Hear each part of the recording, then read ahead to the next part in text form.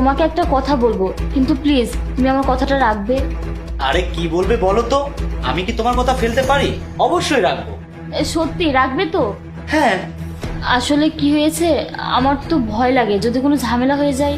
আজ তোমাকে বলবোই, আজ তো আমার হাজবেন্ড বাসায় নেই, সেজন্যই তো তোমাকে ডেকেছি। আরে কোনো ভয় নেই, বলো। তুমি তো জানোই আমার বিয়ে হয়েছে 5 বছর হয়ে গেছে, কিন্তু এখনো পর্যন্ত আমি সন্তানের মুখ দেখিনি। এজন্য আমার শ্বশুর বাড়ির মানুষ সবসময় আমাকে কটু কথা বলে, কিন্তু আমার স্বামী আমাকে অনেক ভালোবাসে। কিন্তু এখন আমার স্বামীর চাকরি নেই, আর ব্যবসা করতো সেটাও 5 লাখ টাকা লস হয়েছে। তো আমি যেটা বলছিলাম, তুমি যদি কিছু টাকা দিয়ে আমাদের সাহায্য করতে, তাহলে আমার স্বামী ওর ব্যবসাটা আবার দাঁড় করাতে পারতো, আর আমারও চিকিৎসা করেই আমি সন্তানের মা হতে পারতাম। তোমার টাকা আমরা আস্তে আস্তে ফিরিয়ে দেবো। ও আচ্ছা, এই কথা। এই কথা বলার জন্য তুমি আমাকে বাসায় ডেকেছো? তোমাকে ডেকেছি কারণ আমি জানি তুমি ছাড়া আর কেউ আমাদের সাহায্য করতে পারবে না। আচ্ছা ঠিক আছে,